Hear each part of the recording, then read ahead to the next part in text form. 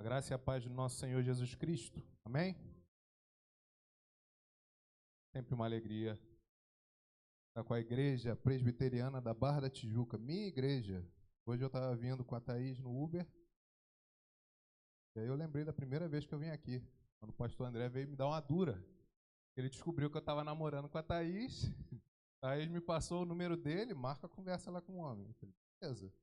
Pedi autorização para o pai, para a mãe, agora vou ter que pedir para o pastor também? Quem é esse cara? Mas é precioso, meus irmãos, saber que um dia eu entrei como um visitante e hoje eu faço parte desse corpo. Meus irmãos queridos, abram comigo a Bíblia. O livro de Salmo 42. Salmo 42. É sempre uma grande responsabilidade, meus irmãos, pregar a palavra do Senhor. Tem vezes que o pregador fica igual um jiu-jiteiro com Cristo. E passa a mão na lapela e pega a nossa manga. Joga o braço para cá, ele joga para lá, porque a palavra que deve ser pregada não é a palavra do seminarista, ou do pastor, ou do presbítero, ou do diácono, ou de quem for. É a palavra do Senhor. E Deus tem uma palavra para a igreja dele. Eu não sei se você sabe, mas você é muito precioso para o nosso Senhor Jesus Cristo. A igreja presbiteriana da Barra da Tijuca é preciosíssima para o nosso Senhor. E isso foi uma das primeiras coisas que mudaram quando eu comecei a formação. Sempre trabalhei na igreja, no sentido de que, quando me converti, envolvi com a obra. Mas a primeira vez que eu adentrei uma comunidade de fé, a igreja presbiteriana, para pregar, eu tremi na base, porque eu ia falar com o povo comprado, lavado e remido no sangue. Preciosos do nosso Deus. Esse Deus que nós servimos, Ele quer falar conosco. Amém? Salmo 42. Meus irmãos, nós vamos ler 2 versículos apenas. Um deles nem será completo. Versículo 1 e versículo 2. Assim diz a palavra do Senhor. Como a corça anseia por águas correntes, a minha alma anseia por ti, ó Deus. A minha alma tem sede de Deus, do Deus vivo. Santo Deus, nós te bendizemos pela tua palavra, Pai. Nós te bendizemos, Senhor Deus, porque nós temos o privilégio de ter as Sagradas Escrituras traduzidas em português, Senhor Deus. Nós podemos ter acesso sem dificuldade em nosso país. Nós podemos lê-la e compreendê-la, Senhor, mas nesse momento nós precisamos que o Senhor fale conosco. Nós precisamos ouvir a voz do bom pastor, daquele que tem palavras que apacentam o nosso coração, daquele que tem palavras que confrontam o nosso coração, daqueles que têm palavras consoladoras. Senhor Deus, a tua palavra, como diz o salmista, ela refrigera a alma, refrigera a nossa alma nesta manhã, Senhor Deus. Nós estejamos com ouvidos sensíveis para ouvir a tua voz, corações prontos a receber a boa semente que o Senhor tem de lançar hoje, que nós possamos frutificar para a tua glória e oração. Nós fazemos no nome de Cristo Jesus. Amém. Amém. Meus irmãos, nós temos estudado na EBD da nossa igreja o livro de Salmos. Hoje, quem teve a oportunidade de estar ali no cenáculo, a palavra do presbítero Antônio, quase que eu chamei de reverendo Antônio, vai que é Deus profetizando na sua vida. Tivemos uma palavra sobre os Salmos e a escatologia. E é maravilhoso, meus irmãos, nós podemos nos deter nesse livro que é uma coleção de canções / oração. O livro de Salmos ele é composto, na verdade, de 5 livros. E alguns estudiosos, inclusive, fazem a relação dessa divisão com o próprio Pentateuco, ou a Torá. E é interessante que dentro desses 5 livros nós também temos outras coleções. Então o presbítero Tony falou muito bem nesta manhã, para aqueles que puderam estar lá. Quem não foi, perdeu. Mas fica o convite para estar no próximo domingo, às 9 da manhã, conosco também. Algumas coleções se encontram no livro de Salmos, salmos davídicos, salmos de Asaf, por exemplo, e o salmo que nós lemos, salmo da família de Corá, ou dos coraitas. Por que que isso é importante, meus irmãos? Porque Deus, que é o nosso Deus, Ele não faz as coisas de qualquer modo. Ou a moda Bangu, né, como a gente costuma dizer na gíria popular. Deus, Ele determina a forma como deve ocorrer todas as coisas, e quando ele pensou na liturgia de culto dos nossos irmãos do Antigo Testamento, ele selecionou uma família específica, os levitas, para estarem se dedicando ao cuidado, mas também à produção de liturgia, de culto. Então, o livro de Salmos é uma coleção de canções / orações totalmente legítima da parte do Senhor. E se você olha no topo do Salmo 42, você vai ver um título. Esse título é canônico, meus irmãos, diferente de alguns outros que não são. Para o mestre de música, ou para o regente do coro, poema dos coraitas, em algumas versões vem dito, salmo didático. Seminarista, por que você está gastando tempo lendo o título do salmo? Vamos para o versículo logo. Não, nós precisamos entender que o Senhor hoje quer falar conosco a respeito da sua palavra, e é uma instrução, ele foi pensado a nos ensinar. A palavra aqui, ela é o mesmo termo ligado muito aos livros de Provérbio, que diz da sabedoria. Deus quer nos tornar homens e mulheres sábios, ele quer nos ensinar pela sua palavra. E como nós lemos, como a corça anseia por águas correntes, a minha alma anseia por ti, ó Deus. A minha alma tem sede do Deus vivo. Meus irmãos, a pintura que o salmista nos mostra, ela vai falar a respeito de um animal que não é muito normal no nosso contexto aqui brasileiro, mas que era muito caro e muito conhecido ali pelos primeiros ouvintes, que é a corça. E a cena pintada é essa corça, esse animal sedento, ofegante, necessitado de algo que não é secundário, algo que não é eventual, mas algo que é central, é vital para a vida dele, que são as águas. Aqueles que lembram de português, se prepararam ou estão se preparando para o vestibular, vai lembrar daquela figura de linguagem chamada símile, que é uma comparação. Então o salmista ele acessa uma imagem, imagina a corça sedenta, e ele pareia ela com o raio-x da sua própria alma. Esse animal, então, ele está num quadro pintado como de sobrevivência. Ele está lutando para encontrar fontes de água. Ele está lutando para encontrar aquele recurso que é vital, que é essencial para a sua vida. A corça anseia, ela deseja, não apenas por gosto, mas por profunda necessidade. E é uma necessidade, meus irmãos, o texto deixa claro, que não é algo pontual, eventual, mas é algo contínuo. Há uma sede na alma deste animal. E agora não falando do animal, mas falando do salmista, o salmista diz, a minha alma anseia por ti, ó Deus. Minha alma anseia por ti, ó Deus. E nós precisamos pensar um pouquinho sobre o que ele está nos dizendo. Meus queridos irmãos, primeiramente, quando a gente lê a palavra alma na Bíblia, a gente tem que tomar alguns cuidados. Porque às vezes a primeira imagem que vem na cabeça é a fumacinha, né? O fantasminha. Ah, é a alma. Na nossa cultura tem alguns filmes que falam da alma penada. Quando o salmista ele se refere à alma, nós temos uma boa antropologia reformada, mas não é o caso aqui, ele não está se referindo à parte imaterial do homem apenas. É como se eu tivesse... Vou pegar aqui o copinho do pastor rapidinho. Um copo de café na mão. E aí eu digo assim, eu vou tomar um copo. Começo a beber o café. Eu estou de fato comendo esse instrumento, esse objeto? Não. Estou falando que eu estou me alimentando daquilo que está neste recipiente, está dentro dele.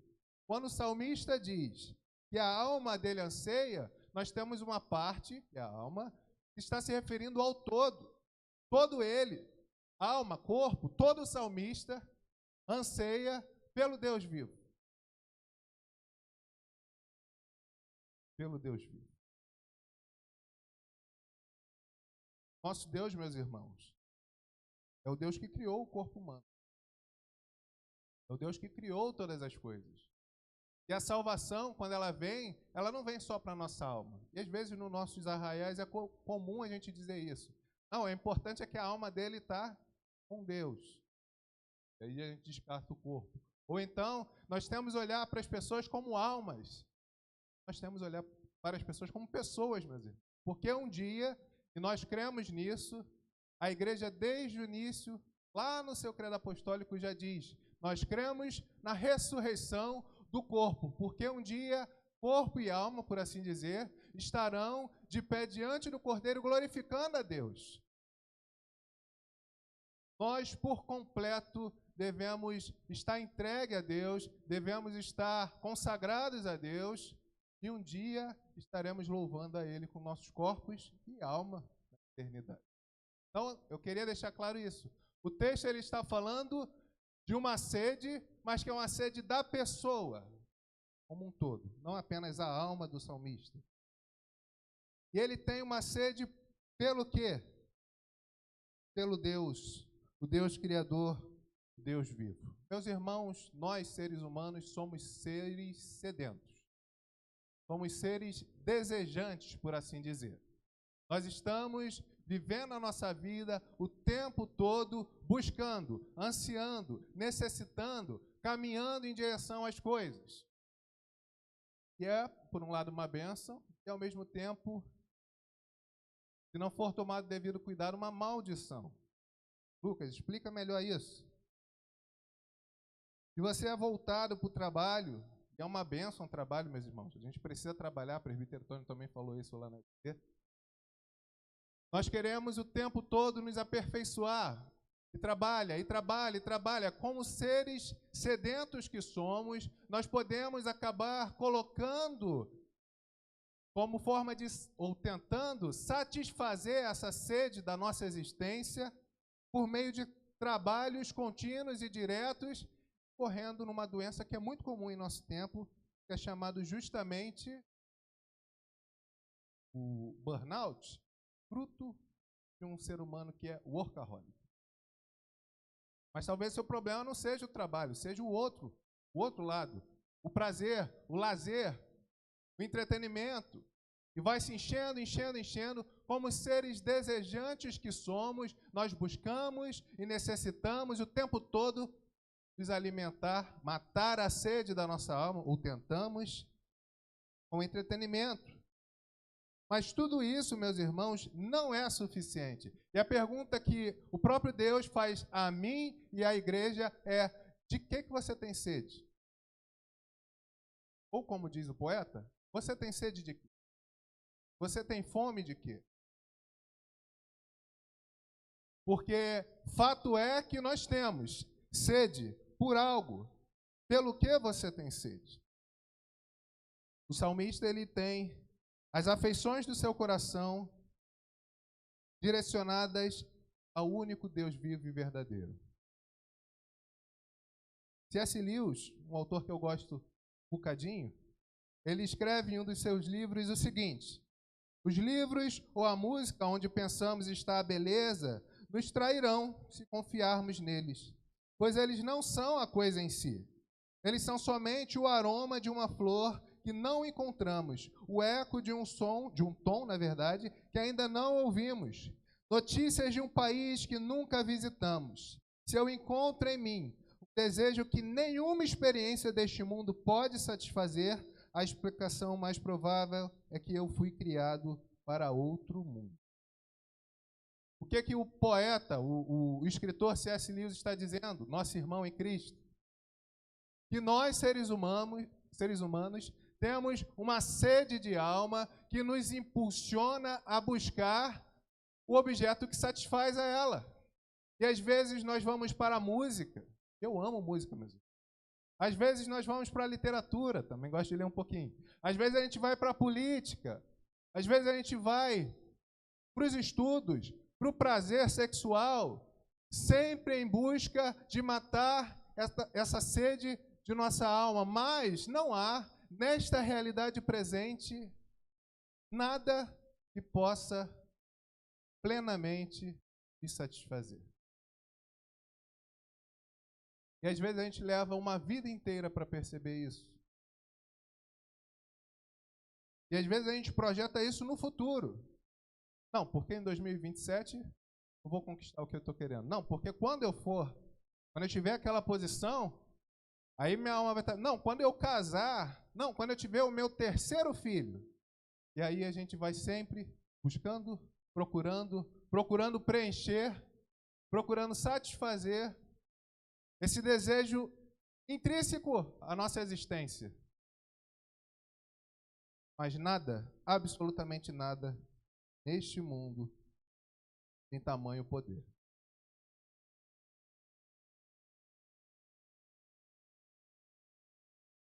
Nosso irmão Agostinho de Hipona também nos ensina a esse respeito, dizendo: Senhor, fizeste-nos para ti, e inquieto está o nosso coração, enquanto em ti não repousar. Nós estamos inquietos, buscando matar uma sede que é real, meus irmãos, que é profunda do nosso coração. Mas deixa eu te dizer, não há nada que você possa fazer para satisfazer essa tua sede. Não há nada nessa experiência terrena que matará a sede da sua alma. Mas há alguém que vem em sua direção. E ele sim pode matar a sede da sua alma. Abra comigo, por favor, o Evangelho de Mateus, capítulo 4, para fazermos a leitura de alguns versículos. Evangelho de Mateus, capítulo 4.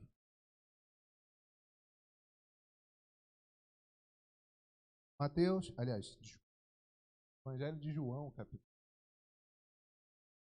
Estou lendo João, estou falando Mateus. Evangelho de João, capítulo 4.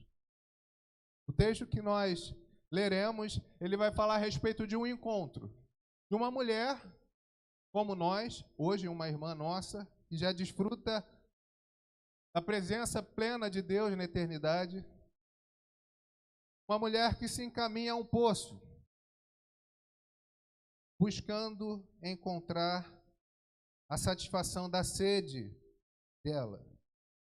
Evangelho de João, capítulo 4, versículo 5 diz assim: Assim chegou a uma cidade de Samaria chamada Sicar, perto das terras de Jacó, que Jacó dera a seu filho José. Havia ali o poço de Jacó. Jesus, cansado da viagem, sentou-se à beira do poço. Isto se deu por volta do meio-dia. Nisso veio uma mulher samaritana tirar água. Disse-lhe Jesus: Dê-me um pouco de água. Os discípulos tinham ido à cidade comprar comida. A mulher samaritana lhe perguntou: Como o Senhor, sendo um judeu, pede a mim, uma samaritana, água para beber? Pois os judeus não se dão bem com os samaritanos. Versículo 10. Jesus lhe respondeu: Se você conhecesse o dom de Deus, e quem lhe está pedindo água, você lhe teria pedido, e ele lhe teria dado água viva. Disse a mulher: Senhor, não tem como tirar água, e o poço é fundo. Onde pode conseguir essa tal de água viva? Acaso o Senhor é maior do que o nosso pai Jacó, que nos deu o poço, do qual ele mesmo bebeu, como seus filhos e seu gado? Jesus respondeu: Quem beber desta água terá sede outra vez, mas quem beber da água que eu lhe der, nunca mais terá sede. Ao contrário, a água que eu lhe der se tornará nele uma fonte de água a jorrar para a vida eterna. Essa sede eu e você temos, que todo ser humano experimenta e tenta satisfazer nesta terra, ela só pode ser satisfeita com o Deus vivo. Com o Deus vivo. E no texto que nós lemos, nós podemos encontrar que esse Deus vivo, ele tem um rosto, ele tem um nome, que é Jesus de Nazaré, o Cristo. E ele vem a nós, meus irmãos, hoje, nesta manhã, e oferece de graça a mim e a você o dom divino. Água que mata sede. Água que, uma vez experimentada, faz fluir rios de água viva. Como nós precisamos beber dessa água? Meus irmãos, nós não conseguiremos, por mais que tentemos, matar a sede das nossas vidas com qualquer outra coisa. E é interessante que a gente tenta. Versículo que vez ou outra minha esposa sempre cita para mim. A sanguessuga tem 2 filhas. Tá. E a gente quer. O tempo todo a gente quer tentar satisfazer a sede do nosso coração com qualquer coisa. Meus irmãos, o Deus Trino, vem a nós nesta manhã e nos convoca a, de graça, beber de suas águas. Ter a sede do nosso coração saciado. Ter a sede do nosso coração saciado. João, mesmo evangelista, no capítulo 7, vai dizer: no último dia e mais importante dia da festa, Jesus levantou-se e disse em alta voz: se alguém tem sede, venha a mim e beba. Quem crer em mim, como diz as Escrituras, do seu interior fluirão rios de água viva. Meus irmãos, isso é palavra para mim e para você. Nós podemos ser levados a pensar que quem precisa ouvir isso é o descrente. Não, o ímpio ainda não conheceu a Cristo o suficiente, ou não conheceu a Cristo, ele precisa receber essa palavra, seminarista. Não, meus irmãos. O salmista é irmão nosso. E nós, como filhos de Deus, uma vez que já experimentamos um pouco dessas águas, nós queremos mais, e mais, e mais. Que há disponível para mim e para você. Nosso Deus não é um Deus mesquinho. Ele dá de graça, Ele dá em abundância, e Ele dá de forma transbordante. Uma imagem que sempre me chamou a atenção, vocês talvez vão se espantar, é a imagem do pipoqueiro. Parece uma carrocinha aqui na frente da igreja, e normalmente fica um pipoqueiro em frente à igreja, né? A gente poderia ver isso de forma vívida. Você pede uma pipoca, ele pega o saquinho, ajeita o saquinho, abre ele e coloca uma porção. Depois coloca a segunda. Depois ele ajeita de novo. E vai colocando, e vai colocando. E às vezes ele só para quando já está caindo pipoca para fora. E caindo aos montes. Meus irmãos, esse pipoqueiro não é mais generoso que o Deus que nós servimos. O Deus que nós servimos, de graça, sacia a sede das nossas vidas. E convida, vem beber mais. Vem e beba. Vem e sacia a sua sede. Muitas vezes, como o profeta Isaías vai dizer, no capítulo 55, versículo de 1 a 3, nós que conhecemos a Deus, permanecemos tentando matar a sede de nossas vidas com outras coisas. O profeta vai dizer, versículos de 1 a 3 do capítulo 55, venham todos vocês que estão com sede, venham às águas, vocês que não possuem dinheiro algum. Venham, comprem e comam. Venham, comprem vinho e leite sem dinheiro, sem custo. Por que gastar dinheiro naquilo que não é pão e o seu trabalho árduo naquilo que não satisfaz? Porque nós permanecemos tentando matar a sede do nosso ser com quem não é Cristo. Mas ele continua. Escutem-me e comam o que é bom, e a alma de vocês se deliciará com a mais fina refeição. Deem-me ouvidos e venham a mim, ouçam-me, para que a sua alma viva. Farei uma aliança eterna com vocês, conforme a minha fidelidade prometida, diz o Senhor. Nós, por vezes, tentamos matar a sede do nosso coração, quem não é Deus. E aí nós chegamos naquele momento de confronto. Você tem sede de quê, meus irmãos? Talvez se eu perguntar para você e disser qual é a solução para a sua vida, para os seus problemas, nós, inclusive eu, em uníssono falaremos, é Deus. Deus é a solução da minha vida. E talvez eu possa perguntar, que Deus? Quem é Deus? Se você for mais tradicional, litúrgico, talvez se lembre do credo dos apóstolos. Creio em Deus Pai Todo-Poderoso, Criador dos céus e da terra. E é uma bênção, meus irmãos. Eu acho de verdade que a igreja brasileira, a nossa igreja, inclusive, deveria se aproveitar mais, por exemplo, do credo dos apóstolos. É uma bênção. Meu problema não é com o credo. O problema é que, por vezes, nós damos a resposta padrão, a resposta teologicamente acertada, a resposta que é confissão. Mas, no dia a dia, a gente não crê nesse Deus. A gente começa a se relacionar com Deus como se Ele fosse um Deus funcional. Então, se eu preciso de alguém para me curar da minha doença, eu lido com Deus que é curandeiro. Se eu preciso de estar bem no meu relacionamento com a minha esposa, eu lido com Deus que é conselheiro amoroso. Se eu estou precisando de dinheiro, eu lido com Deus quase como aquele joguinho que você vai apertando a maçaneta até cair os números iguais e vir o prêmio. A gente lida com Deus funcional e a gente quer esse Deus funcional. Mas a palavra do Senhor, ela mostra um irmão nosso, salmista, dizendo que ele tem sede do Deus vivo. E quem mata a sede da nossa alma, da nossa vida, é só esse Deus. É o único e verdadeiro Deus. O Deus das Escrituras, o Deus que se revelou perfeitamente na imagem de Jesus Cristo. O Deus que chama a mim e a você esta manhã para a gente beber dele mesmo, matar a sede.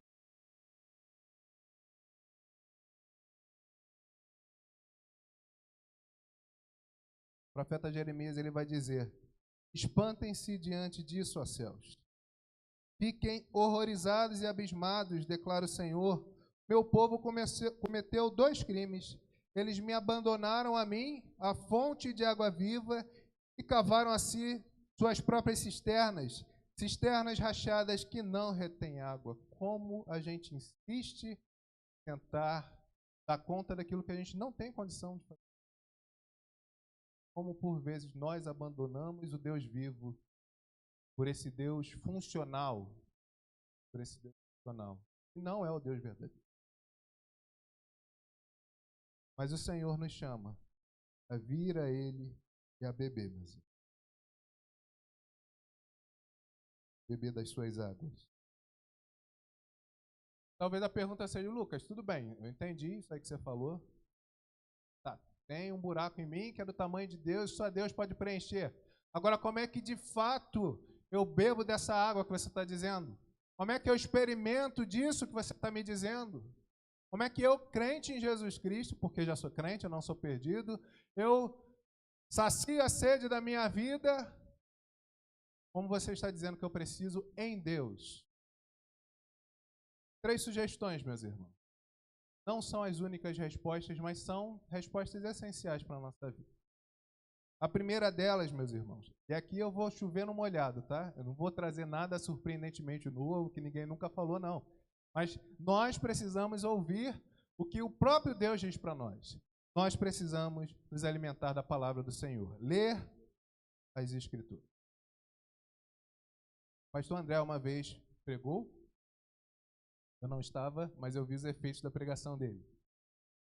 O quanto é importante nós começarmos o dia, lendo a palavra do Senhor.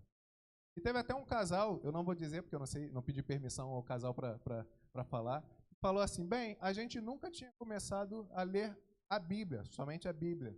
Amanhã a gente lia devocionais, lia outros materiais, mas a Bíblia a gente não lê. Depois que o pastor falou, a gente começou a praticar isso e nós temos visto fruto em nossas vidas. Meus irmãos, nós queremos matar a sede da nossa alma, nós precisamos conhecer o Deus que nós servimos. Deus que as Escrituras revelaram para nós. Na quinta-feira, estava na minha aula no seminário, aula de evangelismo, Thaís deu a bênção de estar junto comigo lá.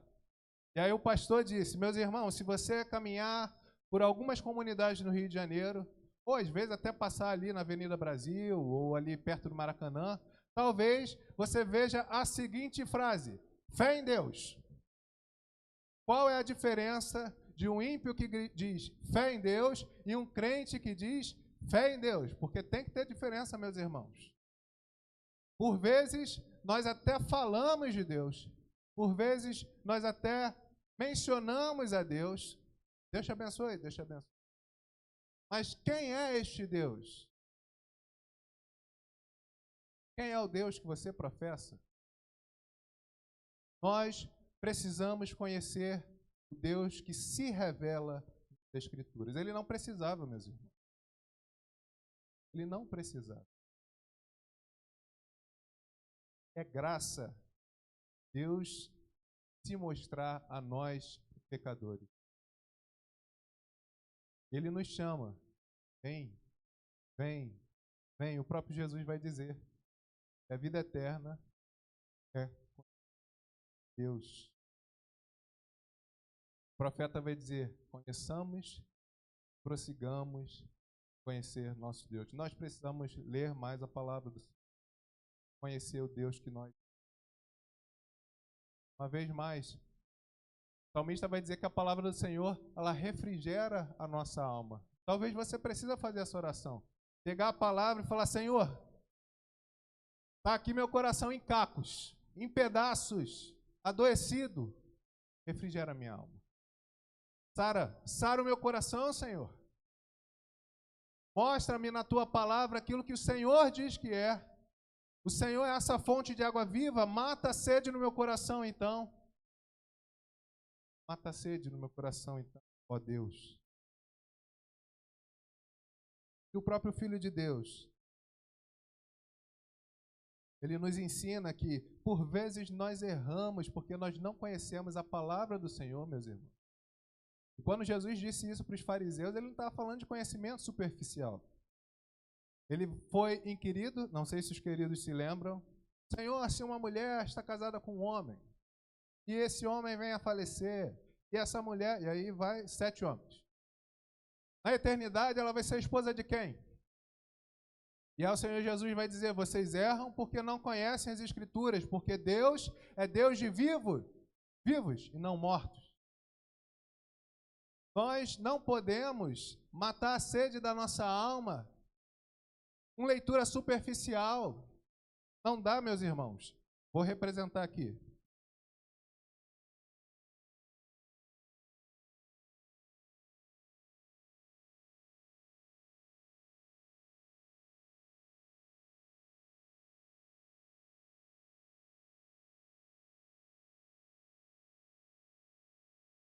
Nós precisamos ir à fonte, a palavra do Senhor, conhecer o Deus que mata a sede do nosso coração. Amém?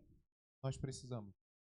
E talvez, o fim do ano está chegando, 2026 vai começar, talvez você precise pegar um plano de leitura. Seja ousado, pega um plano de leitura anual e vai ler a Bíblia no ano que vem. Fazer uma leitura completa. Leia a Bíblia, meu.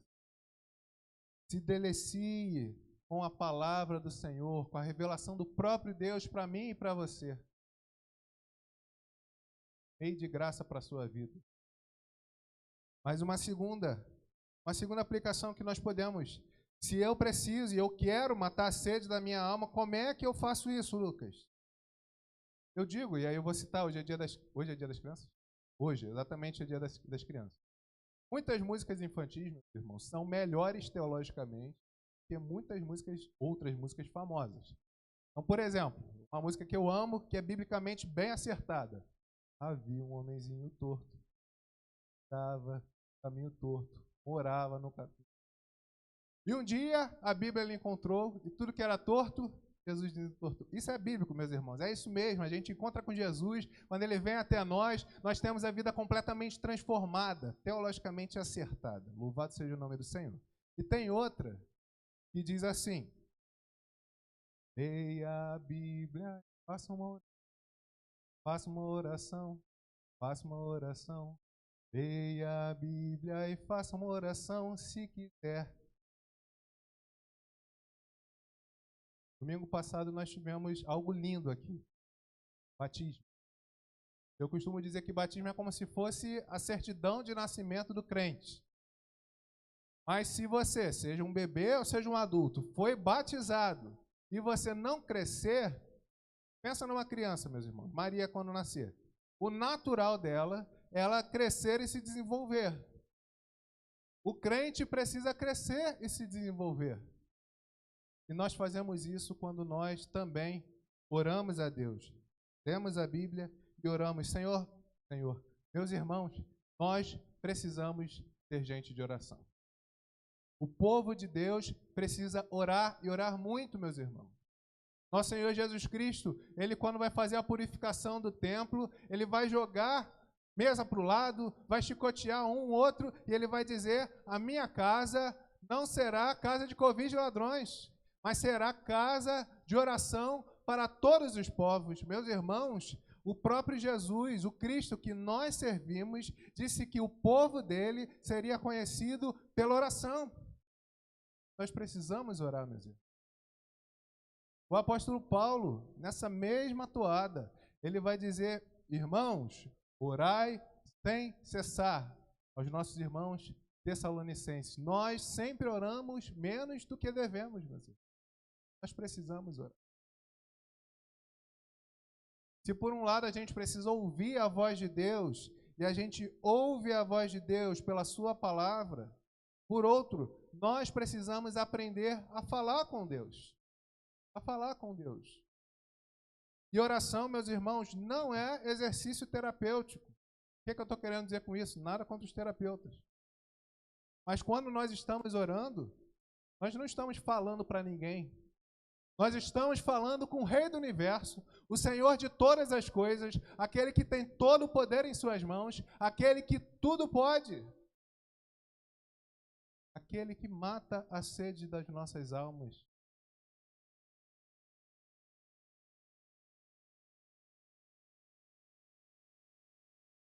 Eu preciso orar. Eu não sei vocês. Talvez aqui a gente tenha gente atleta da oração, louvado seja Deus. Mas eu preciso orar mais. Muito mais. Uma bênção que a gente pôde experimentar, está experimentando, e Deus nos permita experimentar. Essa semana minha esposa e eu começamos a fazer algo um pouquinho diferente. Juntou aquela palavra do reverendo André. A gente tem um devocional de salmo lá em casa. Eu posso depois botar no grupo da igreja sem problema nenhum. Capinha, quem quiser, depois compra. Não estou ganhando nada também. Tem o link na Amazon. Uma associação que é editora. Pelo menos até agora. Né? E aí o devocional ele vem com a leitura do salmo do dia. Está lendo na semana. Vem com o devocional e nós temos orado os salmos. Meus irmãos, se os salmos eles são essa coleção de orações do povo de Deus e são cânticos também, nós precisamos aprender a orar os salmos. E tem sido uma deixar a própria palavra do Senhor conduzir a nossa oração. Porque como os discípulos tomaram ciência, eles precisavam aprender a orar e pediram ao mestre que orasse. E como o próprio apóstolo Paulo vai dizer, nós não sabemos orar. Nós precisamos aprender a orar. E a Bíblia ela tem um livro dedicado a isso, para a gente orar, para a gente pôr em prática. É o livro de Salmos, meu. Precisamos orar mais. Meu. Talvez o que falte na sua vida devocional, na sua leitura bíblica, seja a oração. Talvez você tenha se aproximado da palavra do Senhor, que não foi projetada para isso, de um modo intelectual apenas. Mas quando você se colocar de joelho na presença de Deus e falar com Ele e deixar a palavra te guiar, meus irmãos, as coisas vão ser diferentes. O Deus que nós servimos é um Deus vivo, é um Deus que fala conosco e que nos chama a ter relacionamento com Ele por meio de Jesus, orando, falando com Ele. Meus irmãos, vocês creem que Deus é vivo? Que o Deus que a gente serve é um Deus vivo? Crê mesmo? Crê que Ele fala pela sua palavra? Crê que você pode falar com Ele? Nós precisamos vibrar por isso, meus irmãos. Eu não sou muito do futebol, não, nada contra o futebol. Mas quando eu vejo a torcida do Flamengo ali no Maracanã, e às vezes eu passo exatamente no momento que eles estão saindo ou chegando, cantando, vibrando, pelo time do coração deles, meus irmãos, o povo de Deus deveria vibrar muito mais com Deus que ele serve. Nós estamos falando do único e verdadeiro Deus, que está de ouvidos abertos para ouvir a sua voz. A voz. O autor aos Hebreus vai dizer que nosso Senhor Jesus Cristo, ele abriu um caminho para que ousadamente nós o acessássemos a Deus. Nós temos o Espírito em nós, gemendo por nossas vidas junto ao Pai. Nós temos o próprio Cristo ao lado do Pai, intercedendo por mim e por você. Meu irmão, abra a tua boca e fale com teu Deus, que é teu Pai, que te amou tanto, que te adotou. Sangue de Jesus Cristo, que te perdoa os pecados, que te dá poder no Espírito para vencer seus pecados, te dá poder no Espírito para caminhar por fé, e sacia a sede do teu coração. Lucas, se eu quero matar a sede da minha alma, o que é que eu faço? Uma última aplicação, meus irmãos.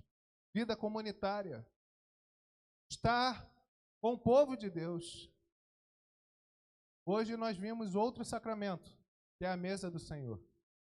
Cristo Jesus, ele chamou os seus discípulos a se assentar à mesa, a participar da mesa, a comer junto. Meu irmão e minha irmã, não tem como você menosprezar o povo de Deus. Está saudável espiritualmente. Há muitos hoje, é um fenômeno atualmente, dos desigrejados. Eu sei, meu irmão e minha irmã, tem muita gente que sofreu comunidades ditas religiosas, e até cristãs, e até evangélicas.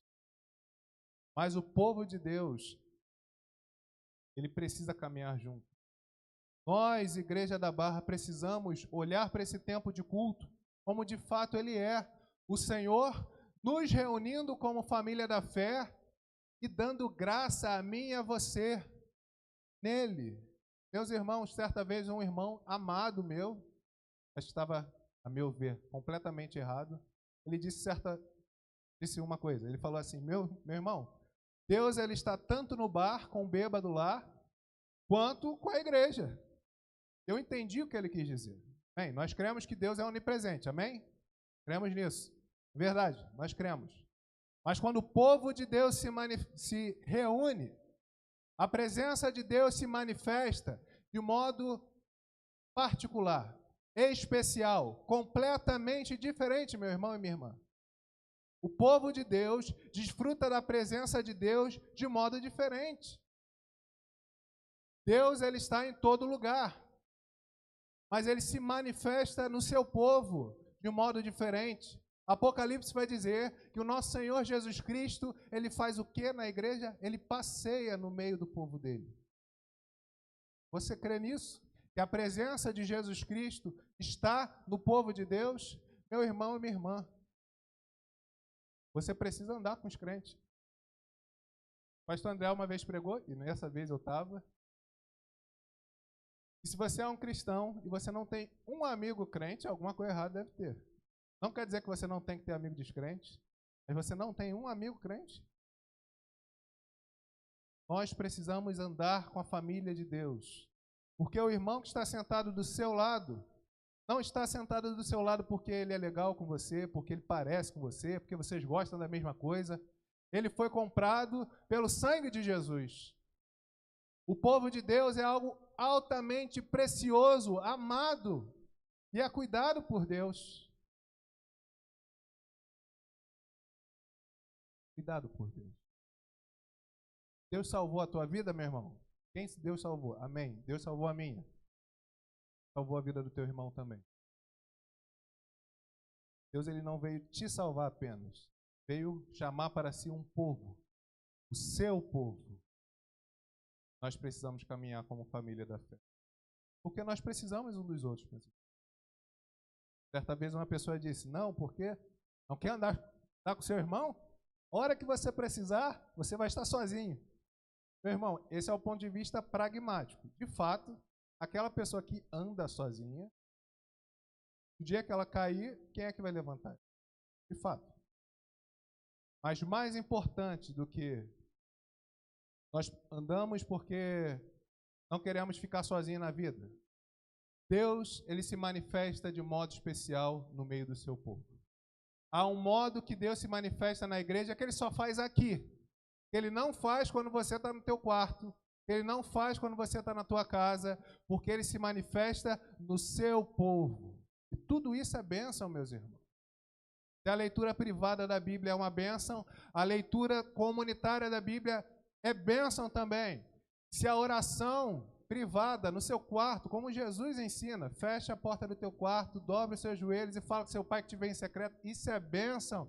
Mas é bênção também quando o povo de Deus se reúne como igreja de Jesus e clama ao Senhor do universo para que Ele haja, para que Ele atua. E você crê, meu irmão, quando a igreja ora, Deus ouve a oração?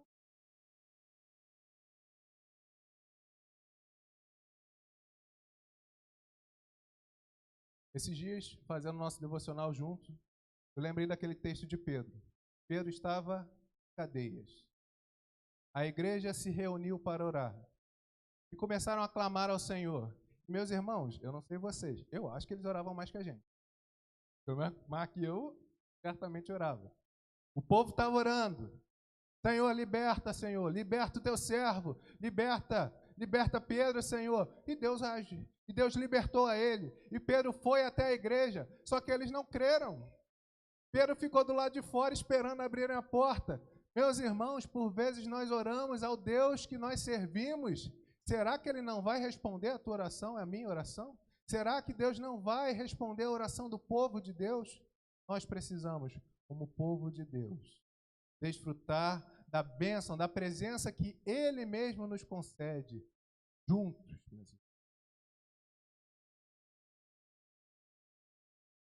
É algo maravilhoso. Porque ela visualmente aponta para o sacrifício de Jesus que foi feito na cruz do Calvário. O sangue vertido por mim e por você. O corpo de Cristo moído por mim e por você. E não apenas por nós, meus irmãos. Nós temos irmãos espalhados em toda a terra. No sertão, entre os índios lá, São Gabriel da Cachoeira, no Japão, Taiwan, Ucrânia, Rússia, Síria, Líbia, nós temos irmãos nossos. Alguns ainda não responderam com fé ao chamado de Cristo, mas responderão, porque Deus não perde os seus eleitos. Deus deu ao Filho aqueles que são dele. E Jesus disse que ele não perderia, e não perdeu nenhum que recebeu. A igreja de Jesus, preciosa ao Senhor Jesus, ela precisa ser preciosa a mim e a você também. E talvez o que te falte é isso. Matar dessa sede que a nossa alma tem, diariamente. Mas talvez haja alguém aqui que ainda não pode desfrutar dessa bênção.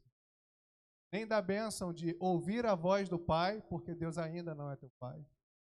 Nem da bênção de falar com o Pai, porque Deus ainda não é teu Pai. Nem da bênção de ter irmãos, porque você ainda não tem família. Mas hoje, meu irmão, meu ouvinte, você pode fazer parte desse povo. Você pode falar com seu Pai. Você pode ouvir a voz de Deus, que é Deus Pai. Eu já estou terminando, meus irmãos. Eu preciso fazer isso. O ser humano, ele cometeu a maior das desgraças, que foi ignorar a voz do Deus. Deus que o criou. Nossos pais Adão e Eva comeram do fruto que Deus havia proibido. De lá para cá, meus irmãos, nós lidamos com a realidade do pecado. Não apenas deles, mas o meu e o teu pecado. E talvez, meu querido ouvinte, você esteja exatamente tentando matar a sede da sua alma, do teu coração, com sexo, com poder, com dinheiro, com tudo aquilo que vem à sua mão. E você vai tentando e continua caminhando inquieto,